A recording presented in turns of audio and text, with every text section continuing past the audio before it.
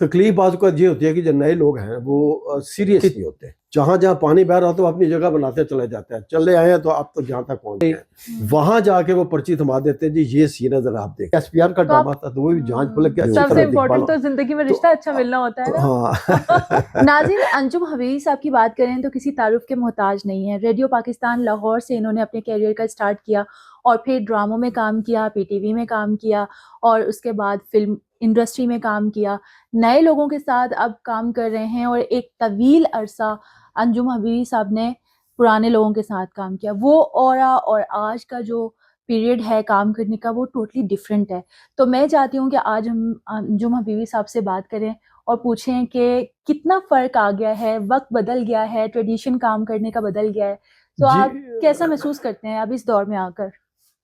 पहले की निस्बत काम बहुत फास्ट हुआ है और पहले जो काम होते थे वो बाकायदा प्लानिंग के साथ होते थे। मैं नहीं कह रहा हूँ फिल्म नटी सी जैसी थी, बड़े बड़े कैमरे थे और वो स्लिम हो गए, छोटे हो गए।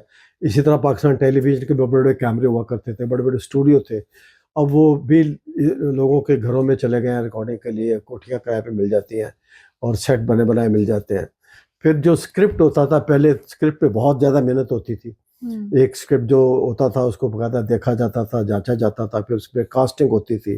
कास्टिंग के अलावा फिर बकायदा उनकी रिहर्सल्स होती थी, जो आज बड़े बड़े आर्ट एक्टर्स हैं, कुछ कुछ चाहे अल्लाह को प्यार हो गए। तो लेकिन आज का जो दौर है ना जी, आज का दौर बहुत फास्ट है। पहले हम लोगों को स्क्रिप्ट मिलते थे, एक दिन रिहर्सल के बुलाते थे, दूसरे दिन फिर रिहर्सल को बुलाते थे, फिर कोई रिकॉर्डिंग शुरू होती थी।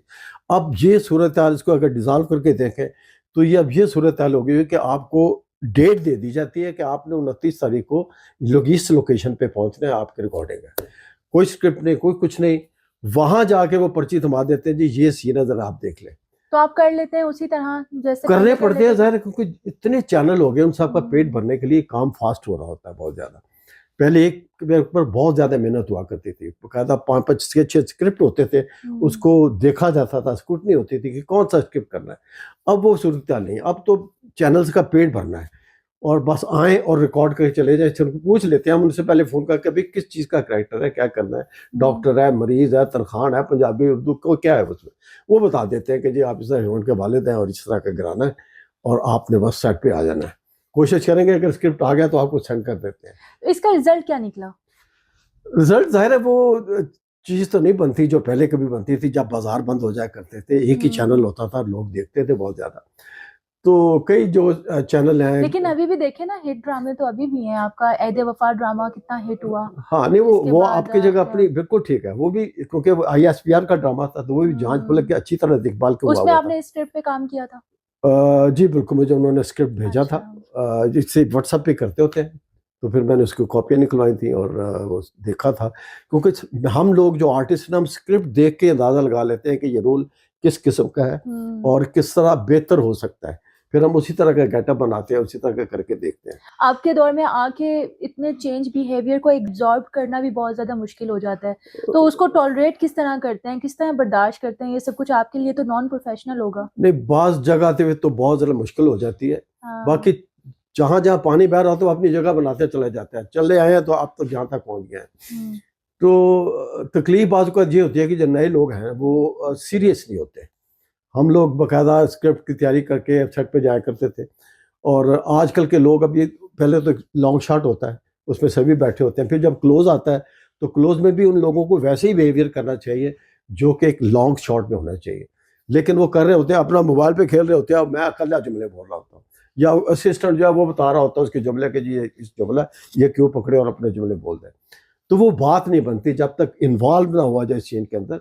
तो आजकल जो नई पौध है वो इन्वॉल्व नहीं हो रही काम पे। अच्छा, इस प्रोफेशन को आपने अडॉप्ट किया, अब लाइफ के इस स्टेज पर आके आप क्या समझते हैं कि आपका डिसीजन ठीक था? मीडिया में आना, ड्रामे में आना, या इससे बेहतर कोई काम आप चूज कर? मैंने जिंदगी में कभी सोचा नहीं था कि मैं इस तरफ आऊंगा। तो कैसे आए थे? क्या वो मोमेंट था जो आपने डिसाइड किया कि मैंने आर्टिस्ट बनना है, या आपने उसको एक्सप्लोर किया कि मैं आर्टिस्ट हूँ, आपने खुद को पहचाना और फिर आप आए? वो क्या था? बहुत देर के बाद एहसास हुआ कि मैं फनकार था। उससे पहले मुझे इस चीज़ का एहसास नहीं था। किस एज में हुआ था? जब भी मैंने काम शुरू किया ये लेकिन मैं उस वक्त तो 24 ईयर का था जब मैंने स्टार्ट लिया था काम को। दरअसल एक फनकार के घर में एक फनकार पैदा हुआ था। मेरे वालिद साहब का ताल्लुक रेडियो पाकिस्तान से, सब सीनियर प्रोड्यूसर थे और एज ए कायमदीन एक रोल भी क्या करते थे सोनी धरती में निज़ामुद्दीन साहब के साथ। फनकार उस वक्त प्रोड्यूसर बनता है जब उसका कोई स्टार नहीं आ पाता, कोई अपना पहुंचता नहीं है स्टूडियो में, तो उसके लिए कोई काम तो चलाना होता था ना। तो फिर एज ए प्रोड्यूसर तो थे ही वो, लेकिन एज ए एक्टर वो उसमें उनका साथ दिया करते थे एज ए कायमदीन। वहां से वो एस्टेब्लिश हुए। प्रोग्राम होता था निज़ामुद्दीन और चौधरी साहब का। जब चौधरी साहब नहीं आते थे तो एज ए कायमदीन बैठ जाते थे, अगर निज़ामुद्दीन साहब नहीं आते तो एज ए कायमदीन बैठ जाते थे। प्रोग्राम चलाना होता था और शायर भी बहुत अच्छे थे। इसका मतलब है कि वो फनकार थे, क्योंकि मुझे ये भी याद है कि वो एक, अब जब उन्होंने मैटर किया इंडिया में 47 से पहले की बात है, तो वो लखनऊ में एक्टर बनने के लिए गए भी थे। अच्छा। तो इसलिए मैं कहता हूँ कि एक फनकार के घर में एक फनकार पैदा हुआ था। तो मैं अचानक एक हमारे जानने वाले प्रोड्यूसर थे जो मेरे वाले साहब के कुलीग थे पुराने, उनको मिलने के लिए चला गया, क्योंकि बचपन में हम उनके घर जाया करते थे जब हम छोटे छोटे थे तो बहन भाई। तो वहाँ पर उन्होंने हमें, उनकी जो मिसेज होती थी वो बाकायदा हमारे इधर फोल्ड करके ना जगहों पे मूंगफलियाँ और वो चीज़ें रख दिया करती थी। तो मेरा दिल किया कि मैं जरा वो जाकर देख के आऊँ, वो घर देख के आऊँ। तो जब मैं वहाँ गया तो उन्होंने कहा कि आप कल रेडियो आ जाओ। तो मैं अगले दिन रेडियो चला गया, वहाँ पर कास्ट बैठी हुई थी, वो प्रोग्राम लाइव जाना था। जब प्रोग्राम लाइव जाना था तो स्क्रिप्ट पढ़ रहे थे सारे लोग, तो अचानक उन्होंने मेरे आगे भी स्क्रिप्ट रख दिया बातों बातों। मेरे वालदान का हाल शायद पूछा। मैंने कहा नहीं जी मैंने नहीं करना, मैं तो जब एकदम ज़मीन निकल गई मेरे पाँव से। तो उन्होंने कहा नहीं ये तुम कितने पैसे लेते हो स्टेट बैंक से अभी जो तुम्हारी तनख्वाह लगी है? मैंने कहा जी 503 रुपये मेरी सैलरी लगी है स्टेट बैंक की उस वक्त 76 में। तो बहुत पैसे थे मैं समझता हूँ। तो उन्होंने कहा कि साहब 150-200 रुपये और मिल जाया करते तुम्हें तो क्या हर्ज है। तो वो पैसों की लालच ने मुझे इस तरफ मोल्ड किया। तो वो अगले दिन लाइव प्रोग्राम जाना था, तो मैंने उसकी तैयारी की, लाइव प्रोग्राम कर दिया जाके वहीं पे सेट के ऊपर। इसके बाद में क्लैपिंग हुई और वो बड़ा उन्होंने अप्रिशिएट किया कि भाई बना बनाया आर्टिस्ट में जहाँ से आपको पता चला मैं आर्टिस्ट बन गया। नहीं, उससे पहले फिर मैं बाद में सोचा कि मैं जब स्कूल में था तो जो मेरे टीचर थे वो तलावत कलाम पाक के लिए या लपे आतिया दुआ भर के तमन्ना मेरी के लिए या कुछ छोटी मोटी तकरीर के लिए वो मुझे स्टेज पे ले आया करते थे। आम आदमी का ये काम नहीं होता।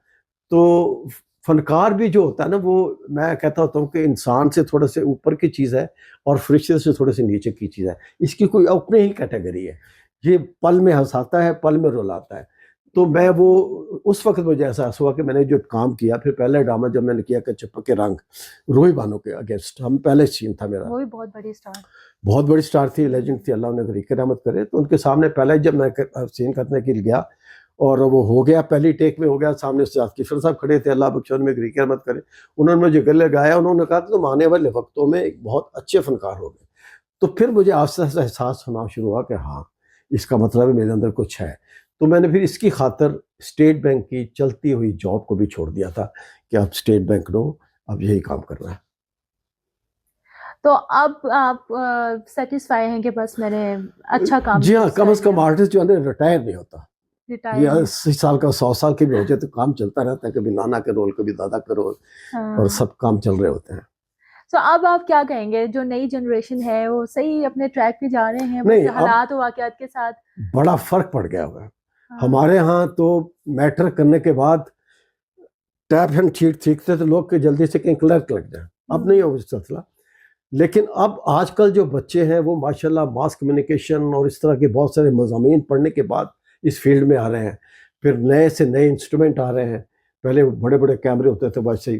तो अब जो आने वाली नस्लें हैं बहुत जो डायरेक्शन में खुसूसन आ रही हैं वो बहुत अच्छी है। अच्छा, एक और बात भी है कि आप अगर जो मीडिया में हैं, ड्रामों में हैं या फिर न्यूज़ के किसी भी साइड पे, उनको फैमिली में भी बहुत सीरियस लिया जाता है। मेरा ख्याल पहले थोड़े से हो सकता है इसकी चीज़ें हों, रुकावट हो कुछ न कुछ, और नहीं छोड़े जो सबसे इम्पोर्टेंट तो जिंदगी में रिश्ता अच्छा मिलना होता है ना। हाँ वो उस दौर में मिल जाता था। नहीं बिल्कुल। मैं तो इत्तेफाक से मेरे खाला की लड़की थी मेरी मिसेस, अल्लाह उन्हें गरीक रहमत करे, उसके साथ बहुत अच्छा वक्त गुजरा और उन्होंने तो एतराज़ नहीं किया था क्योंकि मेरे वाले साहब भी इस फील्ड में थे। अच्छा। तो लेकिन मेरा ख्याल है कुछ लोगों के घरों में ऐसा था, ना लड़कियों को आने देते थे इस तरफ, ना लड़कों को आने देते थे। क्योंकि फिल्मी दुनिया को भी बड़ा बुरा समझा जाता था। और फिर जब टीवी आया तो फिर कुछ थोड़ा-सा आस्ता-आस्ता लोग मोल्ड होने शुरू हुए थे। लेकिन आपको फिर वो फेस ही नहीं करना पड़ा नहीं, क्योंकि आपके तो घर मुझे में नहीं फेस करना पड़ा जी, बिल्कुल, बिल्कुल। अपने आगे के आपके जो प्रोजेक्ट्स आ रहे हैं उसके बारे में कुछ अगर बताना चाहें? हाँ जी, इस माहौल में तो कोई ना कोई काम चल रहा होता है, कहीं न कहीं चल रहा होता है। हाँ, और आजकल भी मैं एक हम टीवी का चैनल की रिकॉर्डिंग करा रहा हूँ, मुअम्मा की।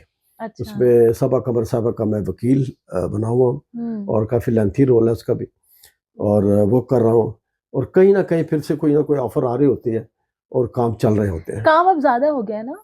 काम ज़्यादा हो गया क्वांटिटी ज़्यादा हो गई काम है। ज़्यादा हो गया और और बीच में कुछ अच्छे ड्रामे भी मतलब मीनिंगफुल ड्रामे भी हैं और आपने सबा कमर की बात की है तो वो हमेशा सब्जेक्टिव रोल लेती हैं। नहीं, बहुत अच्छी हुँ। अदाकारा हैं, बहुत अच्छी अदाकारा हैं। उनके साथ काम करके एहसास हुआ कि वाक़ई जो फ़नकार होता है वो उसका कोई नमल बदल नहीं है। मैंने कबीर खान साहब के साथ भी काम किया और तकरीबन 3 महीने हम सेट पे रहे एक साथ, तो उनके साथ भी काम किया। फिर फ़रदौस जमाल के साथ भी काम किया हुआ है। वो तकरीबन मेरा ख़्याल में आबद अली साहब के साथ भी काम हुआ है। काफ़ी लोगों के साथ मैंने काम किया और बहुत कुछ सीखा उनसे। थैंक यू वेरी मच और होपफुली आप लोगों को भी बहुत मज़ा आया होगा ये व्लॉग देखकर और आपको अंदाज़ा हुआ होगा कि पुराने वक़्तों के काम करने में और आजकल के काम करने के स्टाइल में कितना फ़र्क आ चुका है। Thank you very much. अल्लाह हाफ़िज़। बहुत शुक्रिया।